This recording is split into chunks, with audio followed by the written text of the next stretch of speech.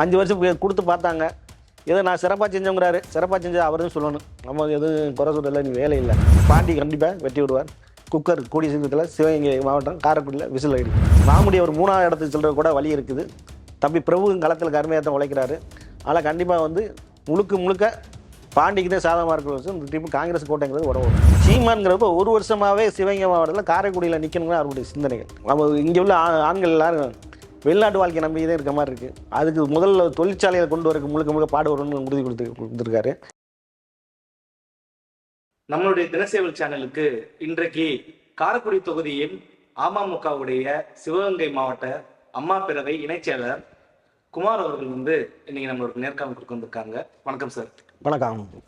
Karaikudi தொகுதியானது NDA கூட்டணியில உங்களுடைய அமமுக கட்சியினுடைய வேட்பாளராகிய தேர்பொகி பாண்டியர்களுக்கு கொடுக்கப்பட்டிருக்கு. இதை நீங்க எப்படி சார் பாக்குறீங்க? இது நாங்கள் முதல்ல எதிர்பார்த்தது தான். இருந்தாலும் அவருக்கு அந்த பதவிக்கு உறுத்தானவர் அவர் தான். ஏன்னா ஏற்கனவே எம்பி எலெக்ஷனாக இருக்கட்டும், எம்எல்ஏ எலெக்ஷனாக இருக்கட்டும், ரெண்டுலேயும் கடுமையான ஓட்டு வாங்கியிருக்காரு. எம்எல்ஏ எலெக்ஷனில் போன எலெக்ஷனில் ஜெயிக்க வேண்டிய ஆள். பிஜேபி தனியாகவும் இந்த மாதிரி அமமுக தனியான்றனால போன ட்ரிப்பு தோல்வி தலைவர் மாதிரி ஆயிடுச்சு. இல்லைனா ஏற்கனவே அவர் வெற்றி பெற்றவர் தான். போன ட்ரிப்பு பல வேட்பாளர் இருந்தாங்க. மக்கள் நீதிமன்றத்திலேருந்து ராஜ்குமார் இருந்தாங்க. அவரும் தேர்வை பாண்டிய ரிலேஷன் வேறு. பல ஓட்டுகள்லாம் பல வழியில் சிதறிடுச்சு. அதனால் அவர் தோல்வி காரணமே முக்கிய காரணமே அதை. இந்த முறை அது மாதிரி நடக்காது. முழுக்க கண்டிப்பாக தேர்வை பாண்டி வெற்றி விடுவார். இப்ப காரைக்குடி தொகுதியுடைய சிட்டிங் எம்எல்ஏ இருக்கக்கூடிய மாங்குடி அவர்கள் இருக்காரு. அவர் காங்கிரஸ் பாத்தீங்கன்னா கூட்டணியில நிக்கக்கூடிய ஒரு வேட்பாளர். காங்கிரஸ் நேரடியாக களம் காணக்கூடிய ஒரு வேட்பாளர். அப்படி இருக்கிறப்ப ஆனா உள்ளாட்சி எலெக்ஷன்ல அமமுகவானது தமிழ்நாட்டிலேயே இந்த காரைக்குடி தொகுதியில தான் அதிகமா இம்பாக்ட் கொடுத்துச்சு. அதோட இம்பாக்ட் இந்த சட்டமன்ற தேர்தலை எதிரொலிக்குமா? அதை விட அதிகமாக தான் வாக்கு வாங்கல. அதில் எந்த குறைச்சலும் வராது.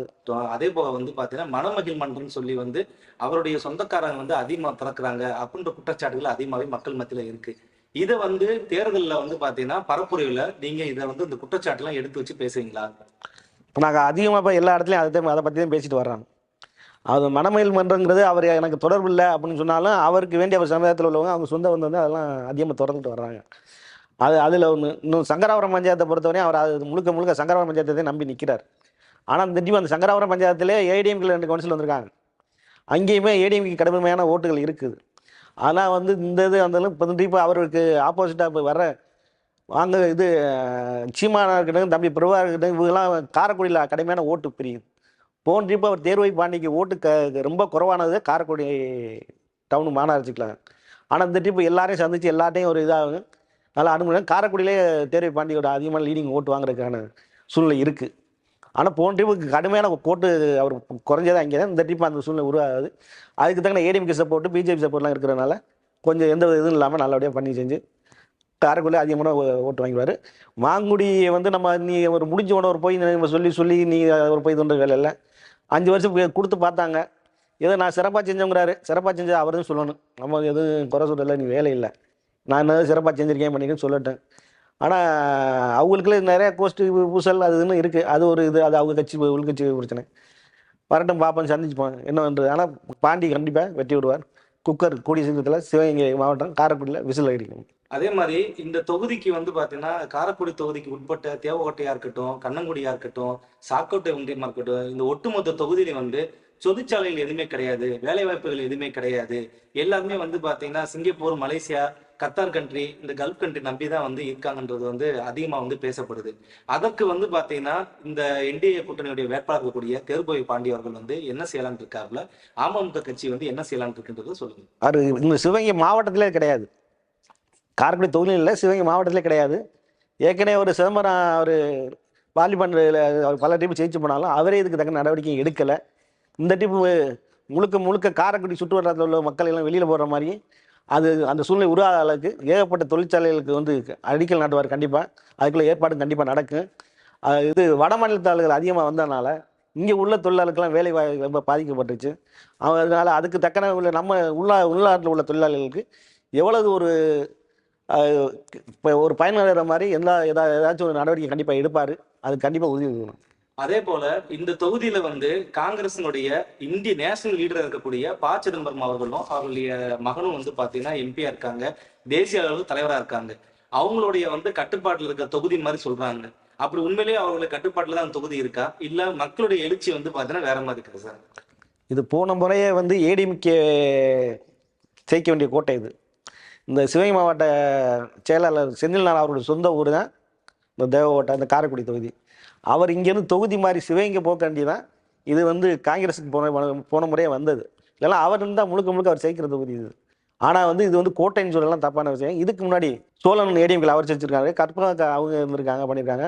இந்த முறைக்கு முந்தின முறை கற்பகங்கிறவங்க தான் அங்கே சேர்மனாக இருந்திருக்காங்க காரைக்குடி தொகுதியில்.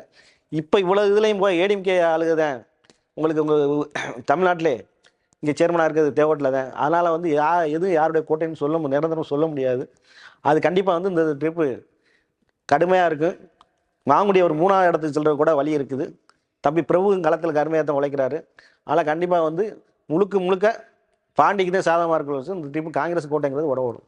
இப்ப நாம் தமிழ் கட்சியோடைய ஒருங்கிணைப்பாளர் சீமான் அவர்கள் வந்து இந்த காரைக்குடி தொகுதி வந்திருக்காப்புல.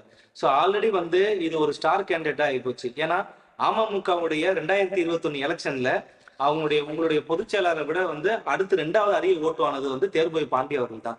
ஆனா இந்த முறை வந்து தாவேகா சார்பாக அவர் டாக்டர் பிரபு நிக்கிறாப்புல, நாம் தமிழ் கட்சி சார்பாக வந்து சீமான் அவர்கள் நிக்கிறாங்க. அவங்க நிக்கிறதுனால வந்து பாதிப்பு வந்து காங்கிரஸ் கட்சிக்கா இல்ல என்டிஏ கூட்டணிக்கா? இதில் முழுக்க முழுக்க என்ன வருதுன்னா, தம்பி பிரபு வந்து 2 வருஷமாக வேட்பாளராக ஒர்க் பண்ணிக்கிருக்காரு.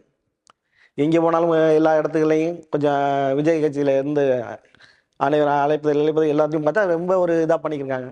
சீமான்கிறப்ப 1 வருஷமாகவே சிவகங்கை மாவட்டத்தில் காரைக்குடியில் நிற்கணுங்கிற அவருடைய சிந்தனைகள். ஏன்னா அந்த எம்எல்ஏ எலெக்ஷனில் ஓட்டு வாங்கலாம், எம்பி எலெக்ஷனில் ஓட்டு வாங்கலாம், இன்னும் நாடாசு ஓட்டு இருக்குது அப்படிங்கிற கணக்கெல்லாம் வராரு. இங்கே உள்ளவங்களாம் அப்படிப்பட்டவங்க யாரும் சாதி பார்த்து ஓட்டு போடுறவங்களாம் கிடையாது. நீங்கள் இங்கே வந்து அதிகமாக காரைக்குடி இதில் படித்தவங்க அதிகமாக இருக்கிறாங்க. எல்லாம் வெளிநாட்டு வாழ்க்கையை தான் நம்பியிருக்கிறாங்க. அப்படி போய் யாரும் ஏமாந்து யாரும் ஈஸியாக ஓட்டு போடுறதுக்கு பேச்சை பார்த்து மட்டும் ஓட்டு போடுறதுக்கு ஆளுகள் இல்லை. அவர் இந்த தொகுதிக்கு நிற்க வந்து எந்த சிந்தனையில் வந்தார்னே தெரியலை. ஏன்னா காரைக்குடி தொகுதிக்கெலாம் அவர் வந்ததில்லை, போனதில் வருவார், ஒரு மீட்டிங் எதாவது போடுவார், பண்ணுவார், இதுவார். அதில் நடந்துருக்கொள்ள அவர் தனிப்பட்ட முறையில் நின்று சேர்க்கக்கூடிய அளவுக்கு சூழ்நிலை இந்த இதில் ஒரு கட்சி தலைவர் எந்த சிந்தனையில் வரான்னு தெரியல. ஆனால் அந்தளவுக்கு சிவகங்கையான காரைக்குடி வந்து தொகுதி வந்து ஒரு இதான தொகுதியில் அவர் எந்த சிந்தனையில் வந்திருக்கான்னு தெரியல. யாரோ தவறுதலான ஒரு ஐடியானால வந்து களத்தில் இறங்கியிருக்காரு. பேச்சு திறமை மட்டும் நம்பி இறங்கியிருக்காரு. பார்ப்போம் என்னன்னு பார்ப்போம். உங்களுடைய காரைக்குடி தொகுதி மக்களுக்கு அமமுகவுடைய வேட்பாளர் இருக்கக்கூடிய தேர்போய் பாண்டி அவர்களும், என்டிஏ கூட்டணிக்கு உண்டான வேட்பாளர் இருக்கக்கூடிய தேர்போய் பாண்டி அவர்களும் இந்த தொகுதியில ஜெயிச்சாருன்னா அவர் என்னென்ன விஷயங்கள்லாம் வந்து செய்வார்ன்றதை ஒரு நிமிஷத்துக்குள்ள நீங்க பேசிக்கலாம். அவர் முழுக்க முழுக்க தொழில் ரீதியாக எல்லாருக்கும் இங்கே உள்ள ஆண்கள் எல்லாரும் வெளிநாட்டு வாழ்க்கை நம்பி தான் இருக்க மாதிரி இருக்குது. அதுக்கு முதல்ல தொழிற்சாலையை கொண்டு வரக்கு முழுக்க முழுக்க பாடுபடணும்னு உறுதி கொடுத்துருக்காரு. எங்கெங்கே இது குடிநீர் வசதி இல்லையோ, இன்னும் பெரும்பாலும் கிராமத்தில் இங்கிட்டு போய் பார்த்தீங்கன்னா உங்களுக்கு காரைக்குடிக்குள்ளே இருக்கனால வெளியில் தெரியாது. சுற்றி உள்ள கிராமத்தில் குடிநீர் வசதிக்கே ரொம்ப மக்கள் கஷ்டப்படுறாங்க. அதுக்குள்ளே எந்த இதுவும் இல்லாமல் இதுன்றாரு. அவர் சேர்மன் ஆகிதே இந்த கண்ணங்குடி யூனியனில் கிராமமாக ரோடு போட்டார் அன்றைக்கி சேர்மனாக இருக்கும்போது. அது நீங்கள் அங்கே உள்ள விசாரித்து பார்த்தீங்கனாலே தெரியும். அவர் அதனால் இங்கே உள்ள எதுவும் எல்லா சாலை வசதியும் எதுவும் பண்ண மாட்டாங்க. பாதாள சாக்கடையில் வந்து சரியான முறையில் கையாளலை. அது வந்து காரைக்குடியில் உள்ள மாநகராட்சியில் அது எல்லாம் முழுக்க அதை பண்ணி கொடுக்குறோம்ருக்காரு. தேவகோட்டையிலையும் நகராட்சியிலையும் பாதாள சாக்கடை கொண்டு வர ஏற்பாடு பண்ணி தரோம்ருக்காரு. அவர் இன்னும் பல திட்டங்களை வச்சுருக்காங்க.